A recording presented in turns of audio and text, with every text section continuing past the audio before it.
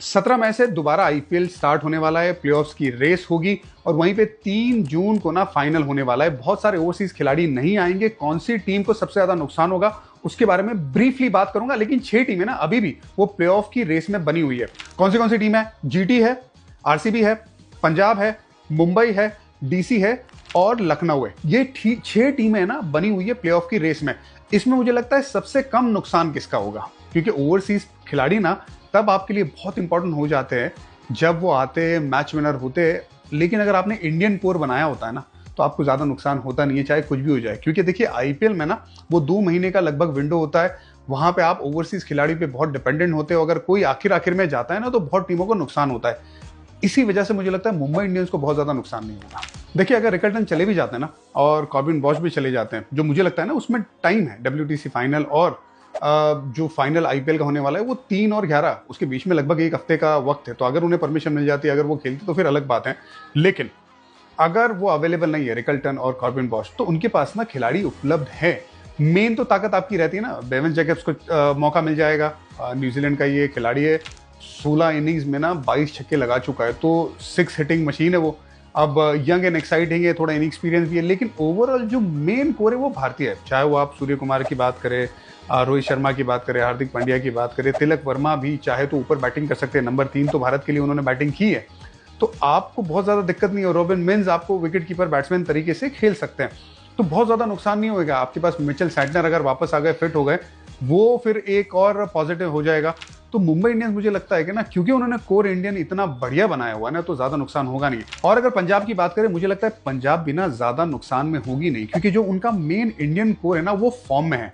Shreyas Iyer form में, Prabhsimran Singh form में, Priyansh Arya form में, शशांक ने रन बनाए और नेहल वडेरा। आपके अगर टॉप 7 में या टॉप 8 में आपके 5 खिलाड़ी अवेलेबल है, फॉर्म में है, तो फिर आपको बहुत ज्यादा ओवरसीज खिलाड़ियों की तरफ नजर रखने की जरूरत नहीं है। ये मेरा मानना है। जरूर मार्को यानसन के जाने से, जब वो जाएंगे प्लेऑफ्स की रेस के बाद, अगर पंजाब क्वालिफाई हो जाती, जो मुझे लगता है कि बिल्कुल होना चाहिए उन्हें क्वालिफाई, तो फिर उन्हें वो एक फास्ट बॉलर का नुकसान होगा। लेकिन उसके लिए भी आपके पास विकल्प बहुत मौजूद है। व्याशक विजय कुमार का विकल्प मौजूद है। कुलदीप सेन, अभी तक वो जो तेज गेंदबाजी करते हैं 150 की स्पीड से, उन्हें देखा नहीं है, तो वो है। उसके बाद जेवियर बार्टलेट भी है। तो आपके पास विकल्प बहुत ज्यादा मौजूद है। और जो ऑलराउंडर का जो नंबर 8 का स्लॉट अगर खाली होता है मार्को यानसन की वजह से, तो वो अजमतुल्ला उमरजाई वो काम कर सकते हैं। तो मुझे लगता है उन्हें ज्यादा नुकसान नहीं होगा। अब गुजरात अगर देखा जाए तो सपोज जॉस बटलर चले जाते हैं, तो कहने का तो एक ही खिलाड़ी जाएगा। रबाडा तो खैर हमने देखा है वो WCTC के स्क्वाड में है, लेकिन उनके नहीं होने से भी गुजरात को बहुत ज़्यादा फर्क पड़ा नहीं था, क्योंकि भारतीय जो बॉलिंग यूनिट है वो बहुत ज़बरदस्त है।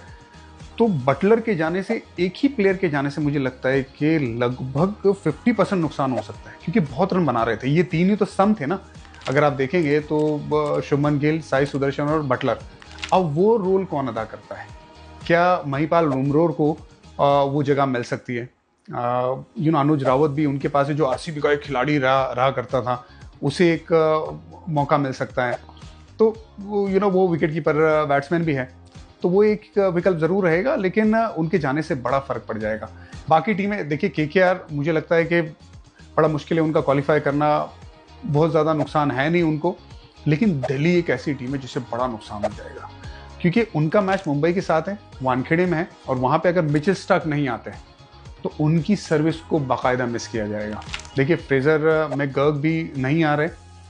अब फ्रेजर मैकगर्क तो खैर वो खेल नहीं रहे थे, लेकिन सबसे बड़ा पहलू जो मुझे लगता था कि डीसी के लिए अगर मैंने उन्हें टॉप 4 में जगह बनाई है तो मिचेल स्टार्क को देके बनाई थी, क्योंकि मिचेल स्टार्क के होने से वो क्रूशियल टाइम पे ना अपना कद बड़ा करता है। अगर वही नहीं आएगा ना तो फिर वानखेड़े जैसी पिच पे बड़ा मिस किया जाएगा बतौर गेंदबाज उसे। सबसे बड़ा नुकसान आरसीबी को होने वाला है। फेज जब पहला चल रहा था तभी नुकसान हो रहा था, क्योंकि 2 खिलाड़ी उनके बहुत इंपॉर्टेंट जो बैट्समैन थे वो इंजर्ड थे। देवदत्त पडिक्कल तो बाहर हो गए थे, और उसके बाद रजत पाटीदार को भी इंजरी थी। तीसरा एक खिलाड़ी जोस हेजलवुड। ये 3 खिलाड़ी अगर आपके इंपॉर्टेंट खिलाड़ी बाहर चले जाते हैं ना, चाहे वो इंजरी की वजह से, अब तो क्या होगा आने वाले टाइम में, अगर बैटल चले जाते हैं तो नुकसान है। टिम डेविड का अगर कंफर्मेशन आया कि अगर वो नहीं आते, जो अभी तक आया नहीं है, तो और ज्यादा नुकसान हो जाएगा। फिर रोमारियो शेफर्ड, वो वेस्ट इंडीज के स्क्वाड में है, जो टूर्नामेंट होने वाला है प्लेऑफ्स के टाइम पे, वो भी एक बड़ा नुकसान। तो लगभग बैटिंग यूनिट खाली हो जाएगी। आरसीबी की, और इतना बढ़िया रन चल रहा था, तो अब जिम्मेदारी ना फिर और लोड भी बहुत ज्यादा आ जाएगा विराट कोहली पे। अगर विराट कोहली का बल्ला चला तभी फायदा होगा आरसीबी को, लेकिन जो शुरुआत की थी, जो फॉर्म में थे, ये ब्रेक के बाद, इंजरीज के बाद बहुत नुकसान होने वाला है। तो अब भारतीय जो बल्लेबाज या गेंदबाज है ना, उनको अपना कद बड़ा करना पड़ेगा। मुझे लगता है बैटिंग में ना बहुत नुकसान होने वाला है आरसीबी को। अब उससे किस तरह से पूरा करेंगे ये जरूर देखना होगा। क्या कुणाल पंड्या को बीच में बैटिंग करा सकते हैं? एक ही लेफ्ट हैंड बल्लेबाज बचेगा ना फिर, अगर बैटल चले जाते तो। फिल सॉल्ट का आना बड़ा जरूरी होगा। बहुत सारी दिक्कतें हैं आरसीबी के सामने, और हेजलवुड तो मुझे लगता है कि वो डिफरेंस हो सकते हैं वो ट्रॉफी और नॉन ट्रॉफी के बीच में, क्योंकि इतना पुख्ता गेंदबाज है और इतना सीनियर खिलाड़ी है ना, जिसने इस गेंदबाजी यूनिट को मुश्किल समय में चलाया है, ऐसा मेरा मानना है। Hope for the best for RCB fans.